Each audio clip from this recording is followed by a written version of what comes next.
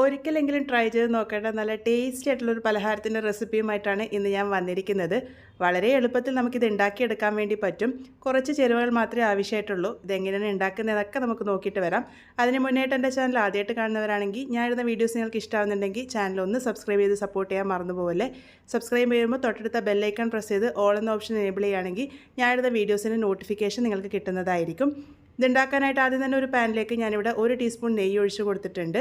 നെയ്യ് ഒന്ന് ഉരുകി വരുമ്പോൾ ഇതിലേക്ക് 1/2 കപ്പ് റവയാണ് ചേർത്ത് കൊടുത്തിരിക്കുന്നത്. റവ ആദ്യം ഒന്ന് നെയ്യിൽ നല്ലപോലെ തന്നെ ഒന്ന് വറുത്തെടുക്കാനാണ് പോകുന്നത്. ഇപ്പോൾ നിങ്ങൾ വറുത്ത റവയാണ് ഉപയോഗിക്കുന്നതെങ്കിലും ഈ ഒരു സ്റ്റെപ്പ് എന്തായാലും ചെയ്തെടുക്കുക. റവ കുറച്ച് വറുത്താൽ മാത്രം മതിയാകും.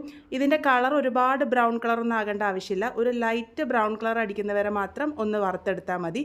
ഈ ഒരു പാകത്തിനാകുമ്പോൾ ഇത് ഈ ഒരു പാനിൽ നിന്ന് മാറ്റിയിട്ട് വേറൊരു പാത്രത്തിലേക്ക് മാറ്റാം. ഇനി ഒരു സെയിം പാനിലേക്ക് തന്നെ ഞാനിവിടെ 1 ടീസ്പൂൺ നെയ്യ് കൂടെ ഒഴിച്ച് കൊടുത്തിട്ടുണ്ട്. ഇതിലേക്ക് കുറച്ച് അണ്ടിപ്പരിപ്പും മുന്തിരിങ്ങയും ഒന്ന് വറുത്തെടുക്കാനാണ് പോകുന്നത്. ഇതിന് പ്രത്യേകിച്ച് അളവൊന്നുമില്ല. ഞാനിവിടെ കുറച്ച് അണ്ടിപ്പരിപ്പ് ഇട്ട് കൊടുത്തിട്ടുണ്ട്. അണ്ടിപ്പരിപ്പിൻ്റെ കളർ ചെറുതായിട്ട് മാറി വരുമ്പോൾ അതിലേക്ക് ഉണക്കമുന്തിരി കൂടെ ചേർത്ത് കൊടുക്കാം. ഇനി ആ ഒരു ഉണക്കമുന്തിരി നന്നായിട്ടൊന്ന് ഫ്രൈ ആയി ഒന്ന് പൊങ്ങി വരും. ആ ഒരു സമയം വരെ മാത്രം വറുത്തെടുത്താൽ മതി. ഇത് കരിഞ്ഞു പോകാതെ നോക്കണം കേട്ടോ. ഈ ഒരു പാകമാകുമ്പോൾ നമുക്കിത് മാറ്റിയെടുക്കാം. ഇനി ഒരു സെയിം പാനിലേക്ക് തന്നെ ഞാനിവിടെ 2 കപ്പ് വെള്ളം ഒഴിച്ച് കൊടുത്തിട്ടുണ്ട്. ഇനി ഈ ഒരു വെള്ളം തിളപ്പിച്ചെടുക്കുകയാണ് വേണ്ടത്. നല്ലപോലെ തിളച്ച് വരണം. നല്ലപോലെ തിളച്ച് വന്നതിന് ശേഷം ഇതിലേക്ക് നമ്മൾ വറുത്ത് മാറ്റി വെച്ചിരിക്കുന്ന റവ മുഴുവനായിട്ടും തന്നെ ചേർത്ത് കൊടുക്കാം. ഈ ഒരു 1/2 കപ്പ് റവയ്ക്ക് 2 കപ്പ് വെള്ളമാണ് ഇതിലേക്ക് ആവശ്യമായിട്ടുള്ളത്. ഇനി ഒരു റവ ഈ ഒരു വെള്ളത്തിൽ കിടന്ന് നല്ലപോലെ തന്നെ ഒന്ന് വെന്ത് വരണം. മീഡിയം ഫ്ലെയിമിൽ വെച്ചാൽ മതി. ഒരുപാട് ലോ ഫ്ലെയിമിൽ വെക്കേണ്ട ആവശ്യമില്ല. മീഡിയം ടു ഹൈ ഫ്ലെയിമിൽ വെച്ച് നമുക്കിത് കുക്ക് ചെയ്തെടുക്കാം. കുറച്ച് സമയം കഴിയുമ്പോഴേക്കും തന്നെ റവ നല്ലപോലെ തന്നെ വെന്ത് കട്ടിയായിട്ട് വരാൻ വേണ്ടി തുടങ്ങും. ഇപ്പോൾ ദാ റവയൊക്കെ നന്നായിട്ട് വെന്ത് നല്ലപോലെ തന്നെ വെള്ളമൊക്കെ വറ്റി വന്നിട്ടുണ്ട്. ഈ ഒരു പാകാവുന്നത് വരെ വേണം ഇത് കുക്ക് ചെയ്തെടുക്കാൻ വേണ്ടിയിട്ട്. നേരത്തെ പറഞ്ഞതുപോലെ മീഡിയം ഫ്ലെയിമിൽ വെച്ചിട്ട് കുക്ക് ചെയ്തെടുത്താൽ മതി.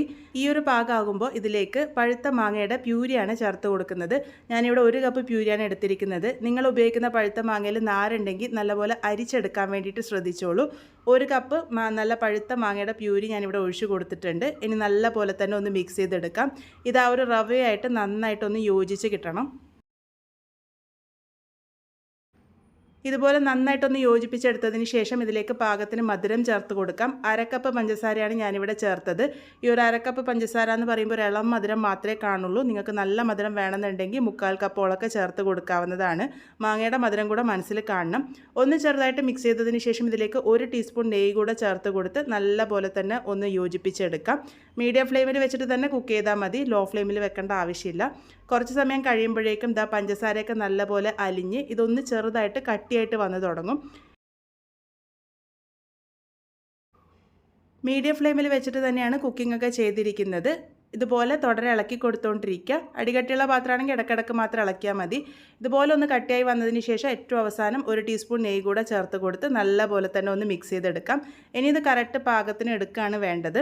ഇതിൽ നമ്മൾ വളരെ കുറച്ച് നെയ്യ് മാത്രമേ ചേർത്തിട്ടുള്ളൂ. ഒരുപാടൊന്നും ചേർത്തിട്ടില്ല. നമ്മൾ പക്ഷേ ഓരോ സ്റ്റേജിലാണ് ചേർത്ത് കൊടുത്തത്.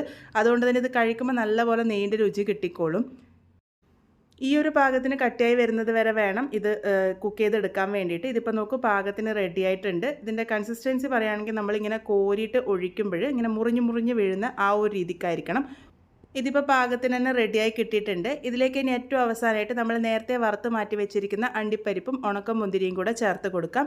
ഇതിൻ്റെ കൂടെ തന്നെ 1/2 ടീസ്പൂൺ ഏലക്കാപ്പൊടി കൂടെ ഞാനിവിടെ ചേർത്ത് കൊടുക്കുന്നുണ്ട്. നല്ലൊരു ഫ്ലേവറിനായിട്ടാണ് ഏലക്കാപ്പൊടി ചേർത്ത് കൊടുക്കുന്നത്. എല്ലാം കൂടെ നന്നായിട്ട് മിക്സ് ചെയ്ത് കഴിഞ്ഞാൽ നമ്മളുടെ പലഹാരം ഇവിടെ റെഡി ആയിട്ടുണ്ട്. നമ്മളിത് ഉണ്ടാക്കിയിരിക്കുന്നത് പഴുത്ത മാങ്ങയും റവയും ഒക്കെ ഉപയോഗിച്ചിട്ടുള്ള നല്ലൊരു കേസരിയാണ്.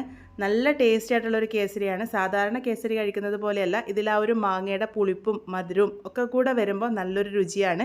എല്ലാവരും എന്തായാലും ഒരിക്കലെങ്കിലും ട്രൈ ചെയ്ത് നോക്കേണ്ട നല്ല ടേസ്റ്റി ആയിട്ടുള്ള ഒരു പലഹാരം തന്നെയാണ്.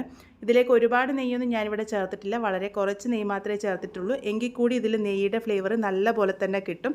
നല്ല ടേസ്റ്റി ആയിട്ടുള്ള ഈ ഒരു മാംഗോ കേസരി നിങ്ങൾ എന്തായാലും ട്രൈ ചെയ്ത് നോക്കൂ. ഫീഡ്ബാക്സ് ഒക്കെ പറയാൻ മറക്കരുത്. വീണ്ടും ഒരു നല്ല റെസിപ്പിയുമായി കാണാം.